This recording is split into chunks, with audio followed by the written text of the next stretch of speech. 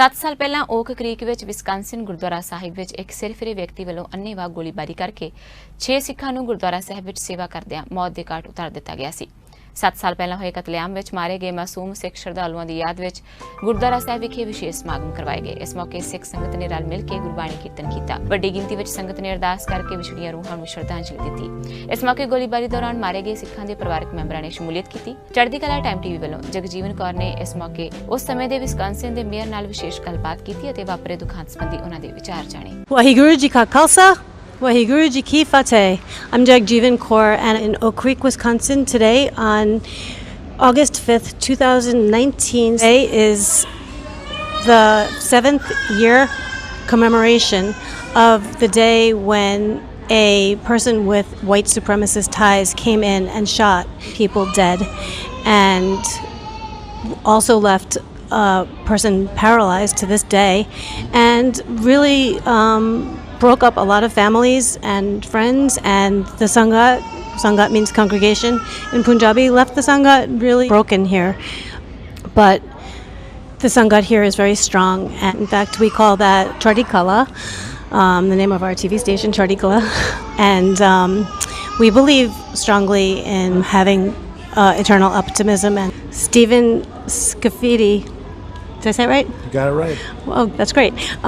He became the mayor in 2012, and he was actually the mayor for only 3 months when the shootings happened. That must have been really... It was a hard time. I mean, I had just become mayor, and no one ever expects something like that to happen. And I got a call one beautiful Sunday morning in August 5th, 2012, that said there's a shooting at the Sikh Temple. And the second call I got said that there was people killed. It was a day I'll never forget. And new mayor or an experienced mayor, there's no easy way to figure that stuff out. No. So you came right over as soon as you heard? Yeah, I was actually at my garden. I have a large garden, and I had to quickly clean up. Drove myself over. I actually had a hard time getting in because they started to control this scene. And eventually I was able to get in and talk to the police officers, and spent the next probably 9 hours right across the street as we dealt with the immediate aftermath, trying to figure out what happened, talking to family members of the temple, just trying to figure out what we knew at that time. But it's a day that for any of us that were involved, we'll absolutely never forget because of the significance of what happened. The fact this is a city that doesn't have murders, right. And on that day 6 people were killed because of their faith. In the past less than 300 days, we've had over 250 mass shootings in this country. Yeah, there's been an acceleration, and it's something that I talk about a lot, is that we need to figure out what's happening. And that year, if you remember, 2012 had the Aurora shooting, right, roughly 2 weeks before ours, then Oak Creek, and then followed, of course, by Sandy Hook in December. That trio of mass shootings are some of the most horrific and well-known mass shootings in this country, and that story and that narrative has not changed over the last few years, last 7 years really, because just this weekend we were greeted with the story of a mass shooting in El Paso, Texas and Dayton, Ohio, where more than in combined 29 people this weekend. It was actually 30 people were murdered this weekend. It was we had something in a shooting in Texas and in Ohio, and then there was also another shooting in Chicago, yes, where one person was killed. Yeah. And unfortunately, it's a country now, which I love, but it's a country dealing with trying to figure these things out. Yeah. Why do we have this problem? Why are people reacting in the worst possible fashion? Why are they using guns to kill other people? People that they don't know. These aren't domestic violence situations. These are people walking into places of a retail establishment or a place of worship, and then just randomly killing people they've never met before. That's the shocking thing about it, and that's what makes it hard to figure out. Yeah, they don't know. I mean, they're taking it. They're writing these manifestos about these things in their heads of reasons why they're doing it, and then they're randomly shooting off their guns at. They don't even know if it's targeting who they think they're even targeting. They're just it's just random, and randomly they're acting out in this fashion, and trying to figure that out is going to be something that all of us in the United States have to do, because we're too great a country not to figure that out. And I think that's what we struggle with. How do you feel about gun licensing? I'm in favor of doing whatever it takes to get this figured out. But I'm also a gun owner, and I understand that side of it as well. And we have a Second Amendment that guarantees people that right, but there has to be a balance. Do you think licensing is a good answer, and to have a license for it? I think in some ways we already have that in some states, some don't. Yeah. See, the problem is there's different laws in different states, Right. and we have that irregularity, and we see that can impact. Somebody can buy a gun in another place and take it to a different state and act out.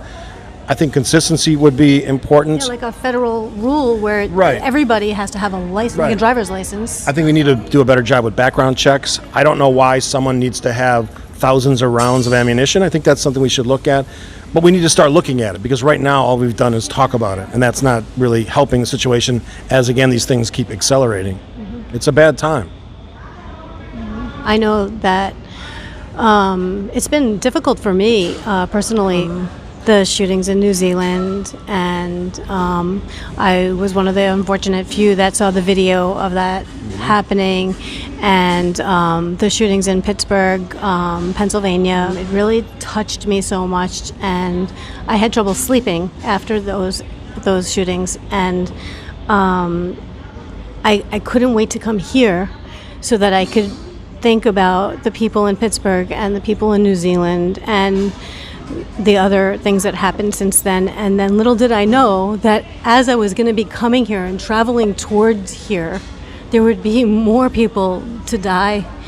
But I do know that when I get here, it centers me, and that the Sangat here, the community of Oak Creek, always makes me feel better. It centers me. It makes me feel more optimistic, and it gives me hope.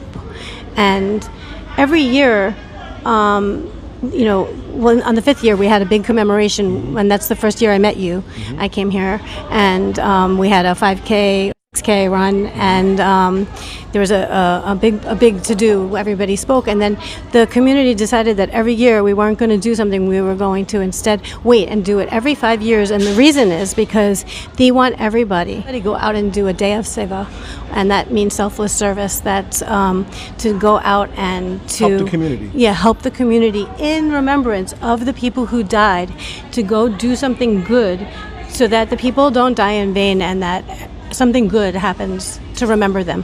So when I come here, I just feel like I just need to be here. Make a connection, and it never goes away. Yeah, like I feel I have to be here every year. Yeah. This is my home place. I have to be, to just connect and remember.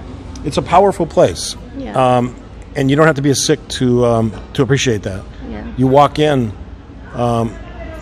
you share their faith by covering your head and taking your shoes off, and And we share a meal. and you share it in the Langer Hall where we at now. It's that shared experience that I think bonds people, so that when they come there, they're not strangers. They're all part of this extended family, and that's the power of Sikhism. That's why it works so well, and that's why it's becoming much more well known. Yeah. Which is, again, you talk about byproducts of what happened. That's a great byproduct. People know Sikhs. They know who they are. Yeah. Instead of someone that just looks differently or prays differently. Now they know who they are. Right. So can we talk a little bit about how the city has recovered? I just feel like I just need to be here. So how do you feel about that? And how do you feel the city has recovered? I think we have recovered in the way that makes the most sense. We, working with the temple, and not just the temple, but all the places of worship in the city, we came together. Matter of fact, on Saturday there was a cafe event, a cultural event, where we gathered every kind of different group, and we just celebrated. We had dances and music, and it was in a beautiful day, just like it is today, and we shared a sense of community.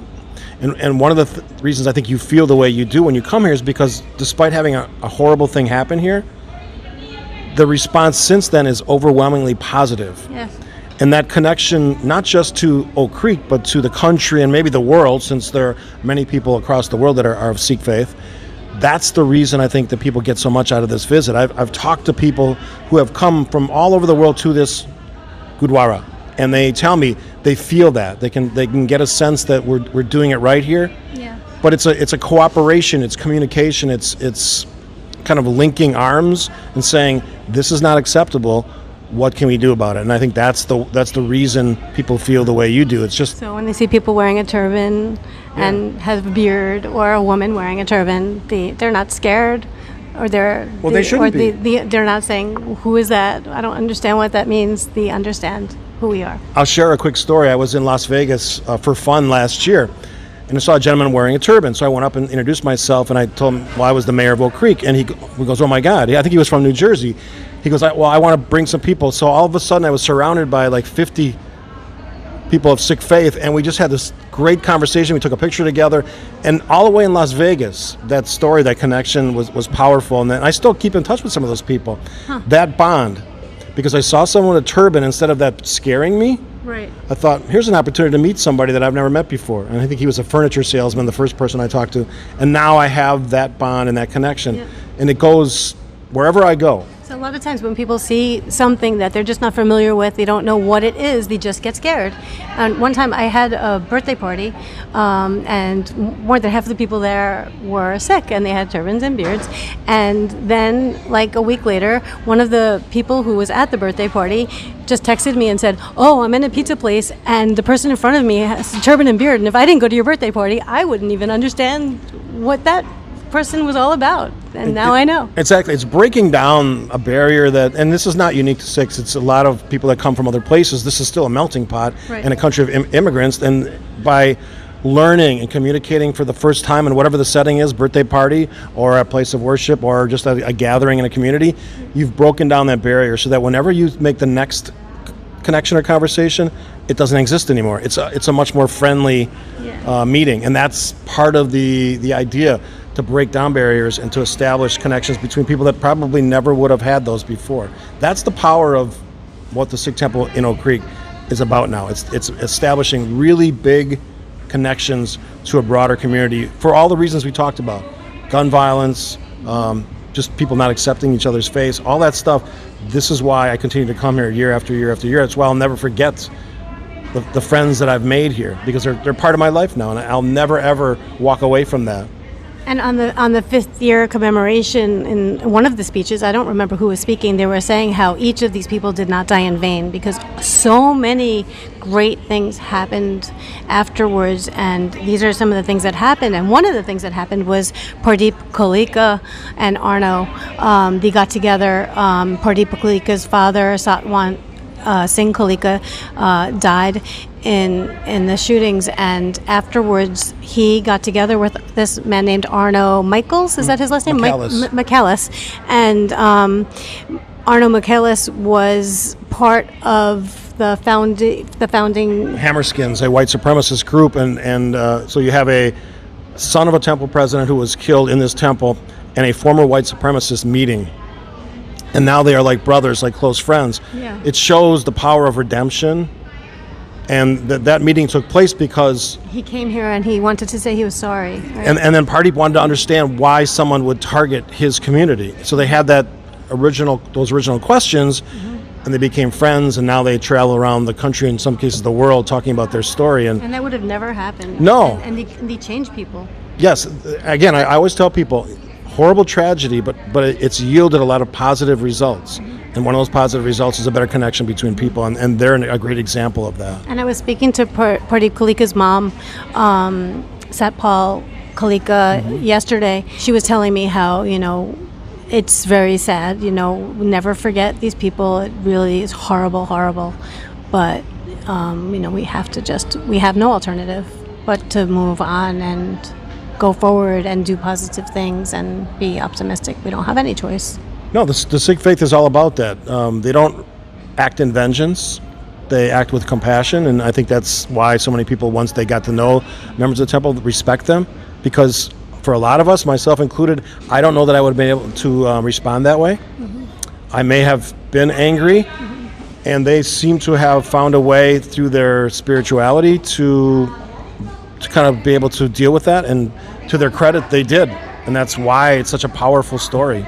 And it's one that should be told. Yeah. Well, thank you very much for taking the time to speak with me. Well, thank you for coming.